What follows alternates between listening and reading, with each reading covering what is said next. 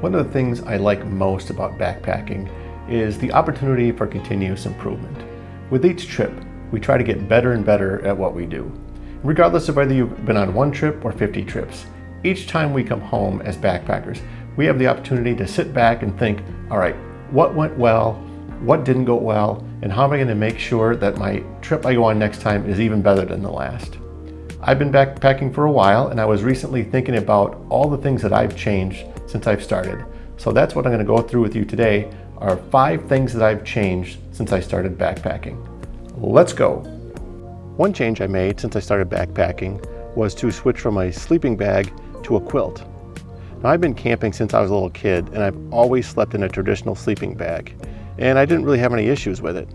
However, when I was watching Early Riser's AT thru hike a couple of years ago, he just raved about his quilt. So I did a little bit of research. I'm like, wow, these things are lighter, they take up less space in your pack, they give you a little bit more room to roll around, so I'm gonna go ahead and give this thing a shot. I'm one of those sleepers that rolls around a lot at night.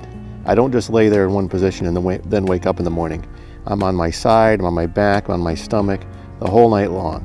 Now, the traditional sleeping bag is nice and warm, but I did find it a little bit restrictive for all my rolling around. The first quilt I went with was the Thermarest Chorus HD, and I really liked this quilt quite a bit. It was very comfortable, gave me lots of room to move around, but the only issue I ran into is I bought a 30-degree quilt, and I do quite a bit of backpacking either in higher elevation or I live up north where it's pretty cold, especially in the spring and the fall. So I ended up going with a 20-degree bag, the Enigma from Enlightened Equipment, and I absolutely love this quilt. This is probably the best thing I ever bought for backpacking. I love it, and it does a fantastic job keeping me warm. I want to talk just a second about weight and bulk. So this Enigma weighs about 20 ounces, whereas my old sleeping bag weighed in at about 3 pounds. Now, for sure, there are much lighter sleeping bags than 3 pounds, but this is what I was using. So this is a huge improvement on weight. Also, this is a synthetic bag, so it is what it is. It doesn't squish down all that much. But this Enigma is a down bag, and you can really squeeze it into your pack and take up a very little space. I mean, you compare these two things and what it's going to take in your backpack. It's almost no comparison. One last thing I'll mention here too is that quilt versus sleeping bag is not a right versus wrong thing. It's really just a personal choice. And for me, I felt like the best choice was going with a quilt. Other people might swear by a sleeping bag. It's no different than other backpacking debates like trail runners versus hiking boots, or freestanding tent versus trekking pole tent. There is no right or wrong answer. It's really what you want to do. So I don't want to make you think that you should switch to a quilt. Really, it's a decision you have to make for yourself. So another thing I do differently now that I used to not do is use trekking poles. When I first started hiking, I didn't have trekking poles, and I figured, I don't know why I need those things. But then I realized that I was like the only guy out on the trail that didn't have trekking poles. Not the only one, but I'll tell you, the vast majority of people who are backpacking have trekking poles. I did a little bit of research, picked up some poles, and took them with me on my next trip. And I quickly learned all the benefits that trekking poles provide. They allow you to use your arms to help power up steep inclines. You can use them on downhill sections to brace yourself. They help you catch your balance if you slip, and I can't even tell you how many times these things saved my butt when I was about to wipe out going down a hill or walking through some rocks. Crossing streams and muddy sections is far easier with trekking poles. Honestly, I can't imagine hiking without these things now. Another thing I've changed is no longer overpacking my food. I was the worst at this. I used to come home from a backpacking trip and my bear canister or food pack would just be overflowing with stuff that I didn't need. And this is just a lot of extra needless weight. And every ounce counts. And when you come home with like an extra pound or 2 of food, you really think, I could save myself a lot of weight if I just be a little bit more planful. Now, getting better at this really just comes from experience. I have a lot better idea now that I've spent a lot of nights in the woods as to how much I need to eat and how much I will eat and what I'm going to have to use for snacks and meals for every day. The other thing I do is plan very carefully. So if I'm going to leave in mid-morning on a hike, I'll only carry a lunch and a dinner for that day. And then if I'm going to be getting back to the car in the mid to late morning, I won't take a lunch and a dinner for that last day. And I used to just say, oh, I'm going to be gone for 4 days. I'll bring 4 breakfasts, 4 lunches, and 4 dinners. Well, that's just not a very good idea. The only thing that I do like to carry a little bit extra of right now is coffee and Propel packets, because first of all, you can always use an extra coffee, and second of all, those are excellent currency on the trail. I've definitely traded a couple of coffees for a snack before, and works pretty well. So overall, carrying the correct amount of food helps keep your pack weight down and makes for a more pleasant journey overall.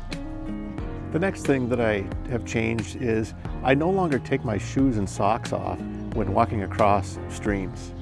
And the reason is, it's just a lot easier to trudge right through and let your shoes dry off. I used to be really paranoid about getting wet feet, and I would take the extra time, take all that stuff off, walk across the stream. But there's a couple problems with that. First of all, it does take a while. And second of all, it's really slippery trying to walk on rocks without shoes on. You can easily wipe out, lose your balance or whatever.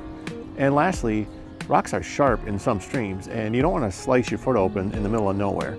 So right now, I generally keep my shoes on if I'm going across a stream. There is one notable exception to that, and that is if it's extremely humid. Now, where I live in the northern part of the US, it's very humid in the summer, like 80% humidity, and your shoes will not dry in 80% humidity. So you could end up getting blisters. But if I'm in some of my favorite places to hike, like out west, then I absolutely will just trudge right through, because the air is so much drier out there. Your feet will just, they'll be fine in like an hour or two. The last thing that I've changed since I started backpacking is I now weigh every single thing that goes into my pack. Nothing goes into my backpack without first getting a date with the scale. I think it's very important to understand the exact weight of everything you're carrying with you, because it really makes you think about it. Do I need to have this item? Is there an upgrade available that might be a little bit lighter? Are there certain types of trips where I don't need it, where I could leave it behind? So those are all the questions I start to think about as I'm weighing each item. I also document each item's weight in a spreadsheet and keep the total, grand total, so I know what my overall pack weight is, at least minus food and water. By having a good understanding of what I have and how much it weighs, it helps me keep a list in the back of my mind of things I might want to consider upgrading. For example, right now, as you can see behind me, I'm using a Big Agnes UL2 tent. Now, this is a great tent. I love it. I've had one of these for a long time, but I do know, because of the weight of this one, there are several alternatives that are quite a bit lighter. I also use an Osprey Atmos 65 backpack, and a lot of you ultralighters might be saying, oh my gosh, really? I love the pack, it's very comfortable, but I do know that there's a significant weight penalty for that particular pack. So those are 2 items I have on my list that as they wear out, I might try to upgrade to something a little bit lighter. As you can see, I've made a number of changes since I started backpacking.